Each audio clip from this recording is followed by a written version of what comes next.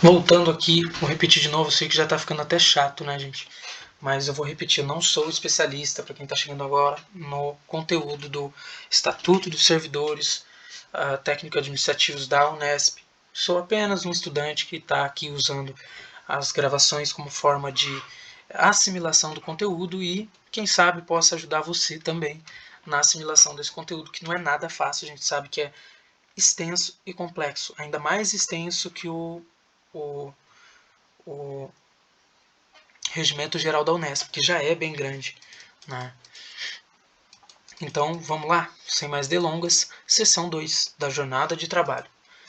Artigo 31. No ato de admissão do servidor, deverá constar a jornada de trabalho, que poderá ser de 40 horas, 36 horas, 30 horas ou de 20 horas semanais de trabalho.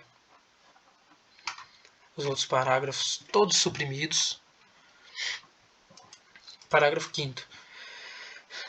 As funções que integram a área da saúde poderão ser exercidas em jornadas de 40 horas, 36 horas, 30 horas ou em 20 horas semanais de trabalho.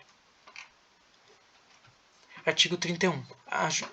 A jornada de trabalho, cuja duração exceda as 6 horas, é obrigatória a concessão de um intervalo para alimentação e repouso, de no mínimo 1 hora. Então, o que prevê o artigo 31A, se você tem uma jornada acima de 6 horas, vamos supor que você é um servidor da área da saúde apenas de 20 horas semanais e você trabalha 6 horas por dia. Tá? Então não vai entrar nesse caso aqui. Agora, se você é um servidor que trabalha às 8 horas por dia ou um plantão de 12, você precisa, se excedeu as 6 horas, é necessário, é obrigatório a concessão de intervalo. No caso, a gente conhece muito, né, como popular hora do almoço, né, de no mínimo, não está falando que é obrigatoriamente de 1 hora, tá? É de no mínimo 1 hora. Parágrafo único. O intervalo a que se refere o presente artigo não será computado na duração do trabalho. Então não vai ser parte do trabalho. Não adianta você falar, olha, 8 horas e essa 1 hora ou essas 2 horas foi de trabalho, então eu vou trabalhar só 6. Não. Então vai ser 4 horas, um exemplo, 2 horas de descanso e mais 4 horas para computar as 8 horas de trabalho. Artigo 31b. Entre duas jornadas de trabalho haverá um período mínimo de 11 horas consecutivas para descanso. Então, isso significa que você saiu do seu trabalho, você não pode voltar para lá em menos de 11 horas. Não significa também, desculpe, perdão, não significa que tenha que ser 11 horas, mas é no mínimo 11 horas de descanso, né, entre um turno e outro. Artigo 31c. Nas unidades em que houver a necessidade de funcionamento ininterrupto, poderá ser estabelecido o horário para 2 ou mais turmas, mantido sempre a jornada em 2 períodos com intervalo de, no mínimo, 1 hora para refeição e repouso, observado o descanso semanal remunerado. Então, tem unidades que talvez precisem de funcionamento o tempo todo, e esse artigo prevê que sejam divididas turmas e as jornadas em 2 períodos com intervalo de 1 hora cada um. Parágrafo único.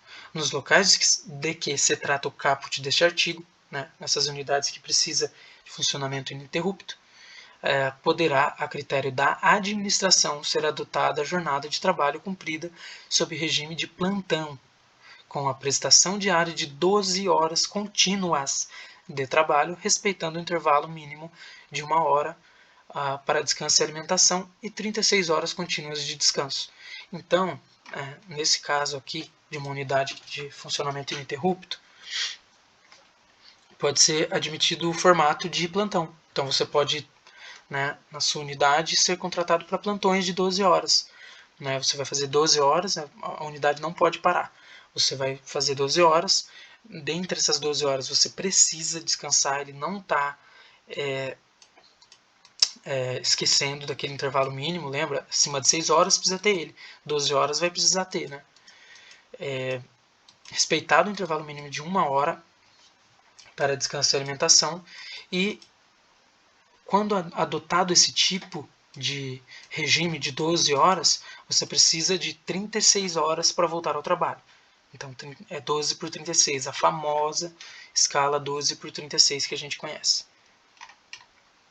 Artigo 32.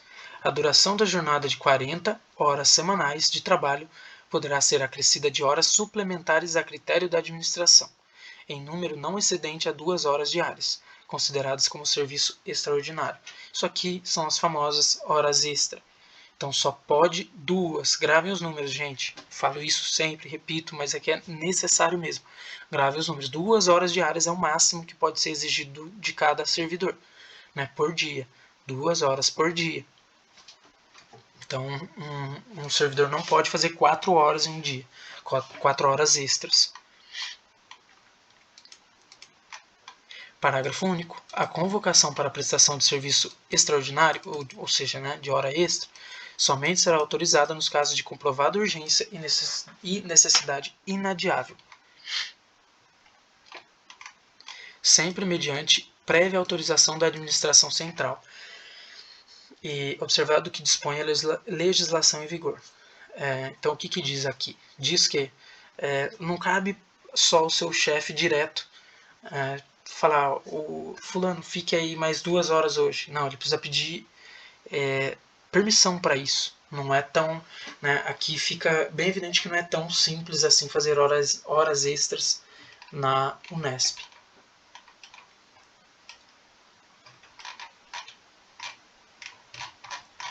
Deixa eu ver esse aqui. Esse aqui é mais extenso. Então eu vou encerrar esse vídeo por aqui, tá? E depois eu vou fazer um vídeo só da questão do ponto, tá? Muito obrigado aí quem acompanha. Quem tiver alguma coisa para acrescentar, você é muito bem-vindo aqui no canal. Você é muito bem-vindo nos comentários. Muito obrigado e bons estudos.